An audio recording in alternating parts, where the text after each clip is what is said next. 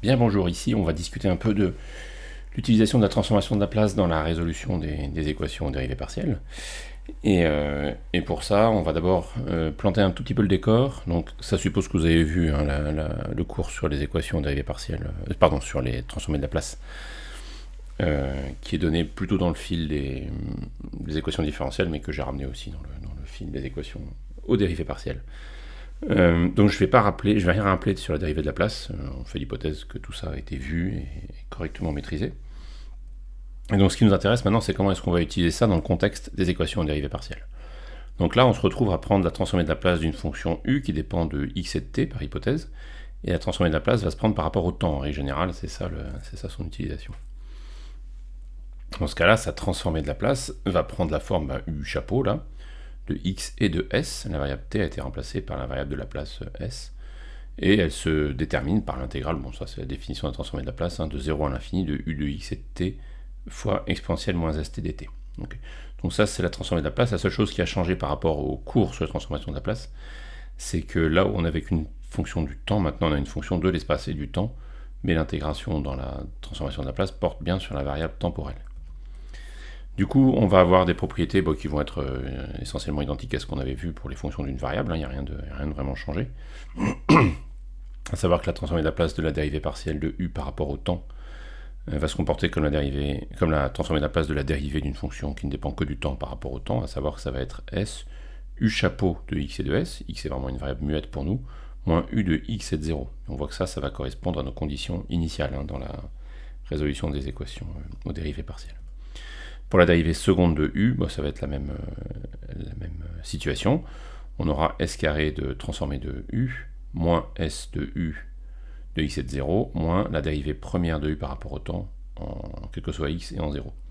Donc ça, typiquement, la première, c'est pour l'équation de la chaleur, ce genre de choses, et la deuxième, plutôt l'équation des ondes, typiquement, pour lesquelles on aura besoin de ce genre de dérivée par rapport au temps. En revanche, la dérivée partielle de u par rapport à x, ici, enfin sa transformée de Laplace, pardon, ce sera simplement la dérivée, alors pour le coup, on met des droits maintenant, parce que notre fonction transformée u ne sera plus dans une équation de dérivée partielle, mais dans une équation différentielle, où s sera un paramètre, et x, pour le coup, sera toujours là. Donc la dérivée partielle par rapport à x devient juste une dérivée droite par rapport à x. Voilà. Et pareil pour la dérivée seconde par rapport à x, ce sera la dérivée seconde, enfin la dérivée partielle seconde, ce sera plus que la dérivée seconde de la transformée de u, où s est moralement un paramètre, et x, enfin une variable, mais par rapport à laquelle on ne dérive plus, et x est la seule variable par rapport à laquelle on dérive. Voilà. Bon, j'espère que ces idées générales sont claires. En soi, il n'y a absolument rien de nouveau sur les trois premières lignes, sinon qu'on a fait apparaître une variable x, et là, on rappelle simplement que la dérivée par rapport à x n'est pas affectée par la transformée de Laplace, puisqu'on ne prend pas la transformation de Laplace par rapport à x, mais par rapport à t uniquement. Voilà. Et on va juste prendre un exemple de résolution de celle de l'équation de la chaleur. Donc on va considérer une tige semi-infinie, donc de 0 à l'infini, pour laquelle la dérivée, du coup, l'équation de la chaleur s'écrit du dt égale c carré d2u sur dt2, d2u sur dx2, pardon, alors là, il y a vraiment une faute dans la saisie, je suis allé trop vite. C'est d2u sur dt dx2, bien sûr, ici. Ensuite, la valeur en x égale à 0, donc la condition limite, qu'est-ce que soit le temps, sera égale à une fonction par hypothèse f de t. Et la condition initiale de notre système, on va dire que la température initiale est à 0 sur toute la tige semi-infinie. Donc pour les valeurs, x, notre tige étant semi-infinie, x varie entre 0 et l'infini, on considère la résolution que pour les temps positifs, et donc notre condition aux limites est appliquée pour les t positifs, à l'extrémité gauche, moralement, disons, de la barre, qui est atteignable, puisque à droite, ça va à l'infini, il n'y a pas d'extrémité sur laquelle on puisse mettre une condition limite. Et puis, pour ce qui est de la condition initiale, elle est pour des x compris entre 0 et l'infini, donc sur toute la longueur de la barre. Voilà. Et valable évidemment qu'à t égale 0, a priori.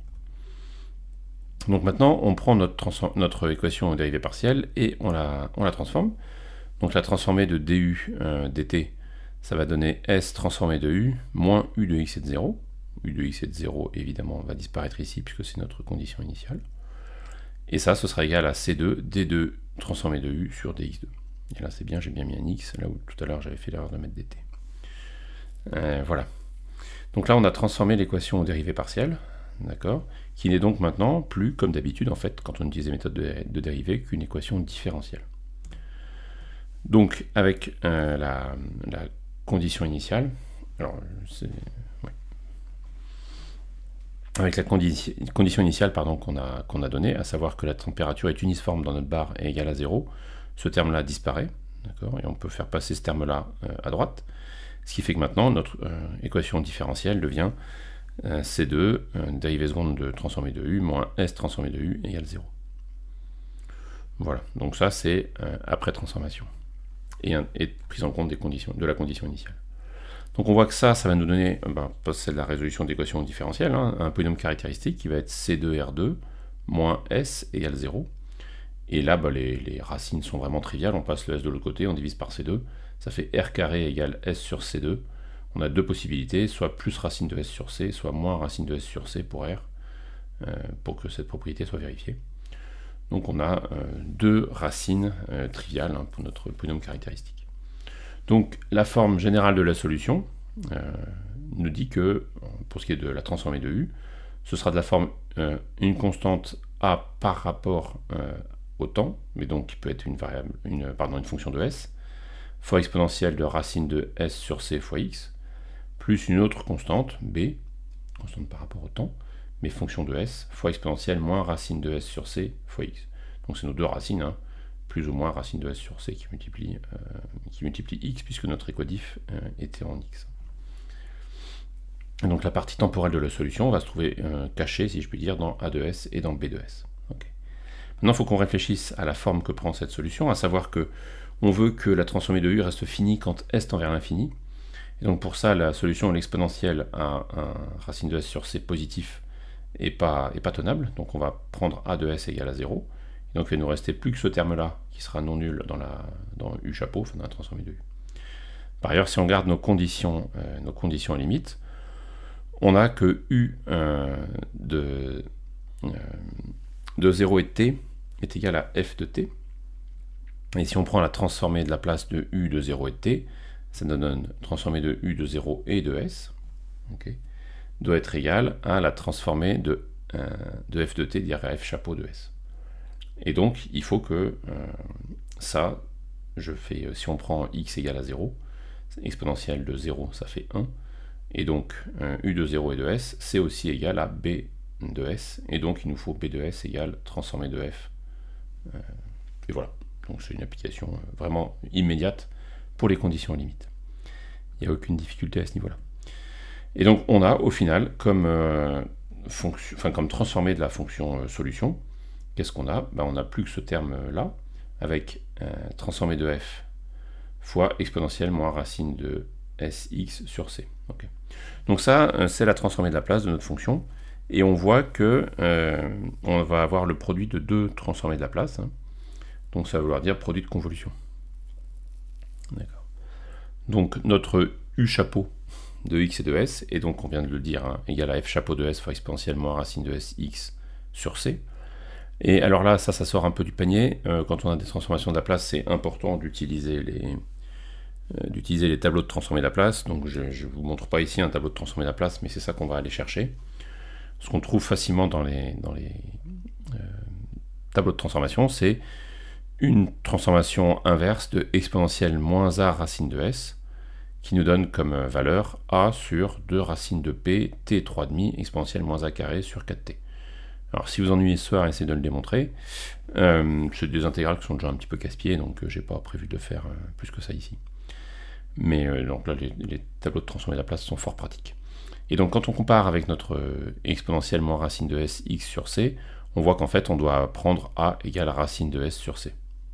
Donc on va substituer a par racine de s sur c, dans la solution. Pardon, a égale x sur c.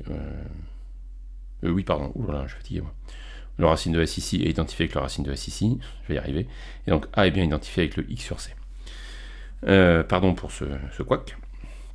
Et donc quand on applique a égale x sur c, ça va nous faire ici pour ce terme a sur 2 racines de pi t puissance 3,5, on va avoir un x sur c qui apparaît ici, d'accord, et le 2 racines de pi t puissance 3,5 qui reste là.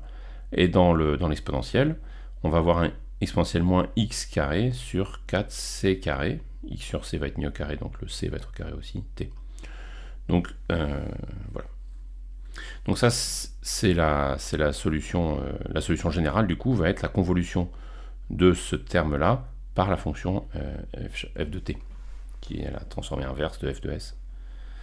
Donc au total, notre solution, on peut l'écrire sous cette forme-là, produit de convolution.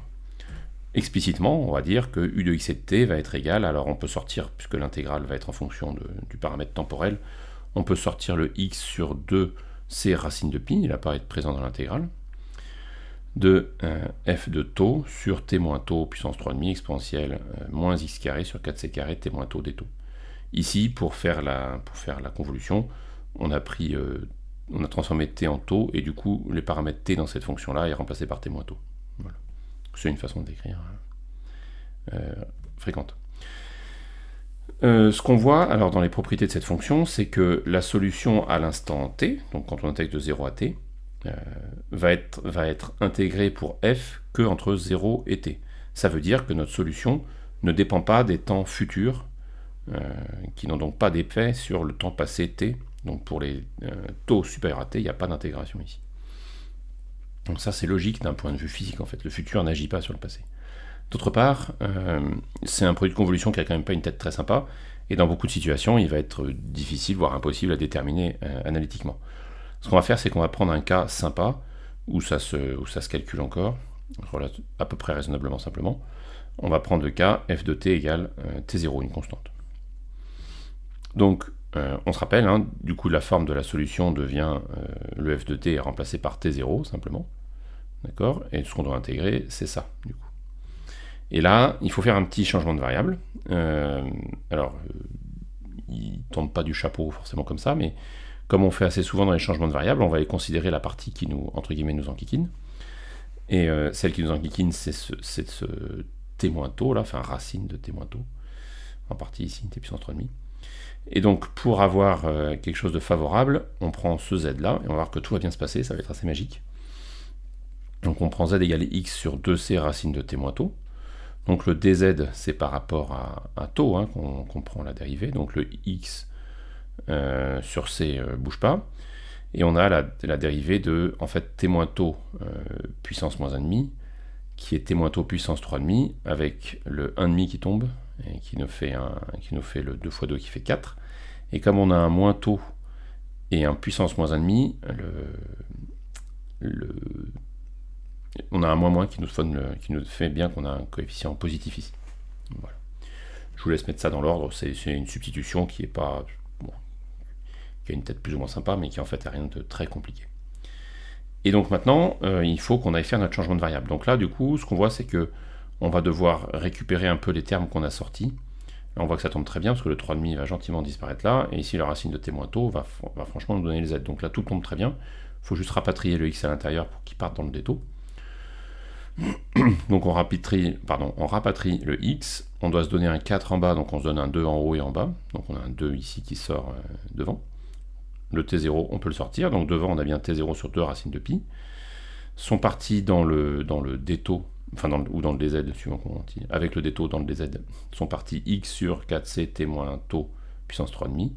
Donc le t moins taux puissance 3,5, le c est rentré là, et le 4 est rentré dedans, il nous a donné ce 2 là, je l'ai déjà dit, je me répète, je suis un peu fatigué à l'heure de l'enregistrement là. Et ici, on a ensuite la relation qui est que ce qui est là-dedans, c'est le carré de notre z. D'accord ? Le x au carré fait le x carré, 2 au carré fait le 2, c au carré donne c carré, et racine de t moins taux donne t moins taux. Donc on a bien ici un z carré. Donc au total, ça nous fait exponentielle moins z carré dz. Ok, ensuite il nous faut regarder les bornes. On voit que quand on va prendre taux égale à t, ça va faire du t0 sur 0 qui tend vers l'infini. Donc ça, on va devoir, pour la branche supérieure de l'intégrale, on va voir paraître l'infini. Et en taux égale 0, ça fait du... pardon, c'est là la fonction de changement de variable. Ça nous fait du... donc je reprends, pour taux égale à 0, ça nous fait du x sur 2c racine de t comme borne inférieure. Donc le 0 ici vient remplacer le taux, et là le taux est remplacé par le t, dans un cas. Donc l'infini dans un cas, et ça comme borne inf. Et notre intégrale, c'est exponentielle moins z carré dz. Voilà. Ça, c'est une intégrale qui est connue, donc je ne vais pas la résoudre ici. Le but du jeu n'est pas de se perdre dans les détails sur les intégrales, surtout des intégrales qui sont classiques et qui sont tabulées dans tous les sens.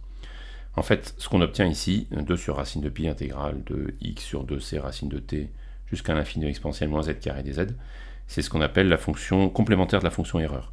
Si on avait ici de moins l'infini à ça, ce serait la fonction erreur, erf. Et quand on intègre en fait une certaine valeur ici jusqu'à l'infini, ce qu'on obtient c'est la fonction erfc, donc complémentaire de erf, de l'erreur, de la fonction erreur. Qui est complètement traditionnelle dans les problèmes d'intégration. Erf ou erfc, c'est vraiment des fonctions qu'on croise tout le temps. Ok, on en a déjà parlé du reste. Donc on obtient cette solution-là pour notre situation. On va se mettre dans un cas concret maintenant pour voir à quoi ressemble la solution du problème. On va prendre comme condition initiale, donc on l'avait déjà dit ça pour le coup, que la température est prise nulle sur toute la barre, à l'instant t égale 0. Comme condition limite, on a dit qu'on imposait une température de 100 degrés à l'extrémité gauche de la barre, et comme vitesse et comme coefficient de diffusion, quoi, moralement, on prend c égale à 1. Comme ça nous adimensionnalise un peu les choses. Donc si on réfléchit un peu, qu'est-ce qu'on a en fait là? On a une barre qui est à 0 degré, et on vient lui coller un objet à 100 degrés et qui reste à 100 degrés tout le temps. Donc ce qu'on s'attend à trouver, c'est que la température qui est à 100 degrés progressivement augmente et tende vers 100 degrés pour les points les plus proches de la barre, et à droite, loin dans la barre, il y aura toujours des points qui vont rester grosso modo à 0 degré parce qu'ils sont trop loin du point initial. Mais, donc à l'infini ça va rester à 0 degré, mais proche du point initial, la température va s'augmenter progressivement au fil du temps et va tendre vers 100 degrés. Si on trace la fonction qu'on a trouvée ici, on obtient ce qu'on a là. Donc pour le temps t égale 0, 1, c'est la courbe en rouge. On voit qu'on impose bien la condition aux limites 100 degrés. Après, pour le temps 0, 1, la température a augmenté dans une petite longueur de la barre et puis tend vers 0, la condition initiale, très rapidement. Et au fur et à mesure que le temps augmente, on voit que les points les plus proches ici se réchauffent de plus en plus et vont en fait, alors j'ai pas tracé sur des temps assez longs, mais vont progressivement tendre vers une valeur égale à 100. Et c'est une fonction, on voit qu'il y a cette forme d'atténuation vers 0 et qui va se faire de plus en plus loin simplement, au fur et à mesure que le temps passe. Donc on obtient quelque chose qui correspond tout à fait à notre intuition, à savoir que notre barre se réchauffe depuis la gauche vers la droite, et à droite, si on va suffisamment loin, on trouvera toujours des points qui seront proches de 0, et donc de la condition initiale. Voilà, c'est tout ce que je voulais vous dire pour cette résolution par la transformation de Laplace. Il y a d'autres transformés qui existent qui peuvent être utiles, comme la transformation de Henkel, si vous allez sur des repères, je vais y arriver, polaires par exemple. Vous travaillez dans ce genre de symétrie, il y a plein de transformations qui existent, je ne vais pas passer la vie à les repasser toutes en revue.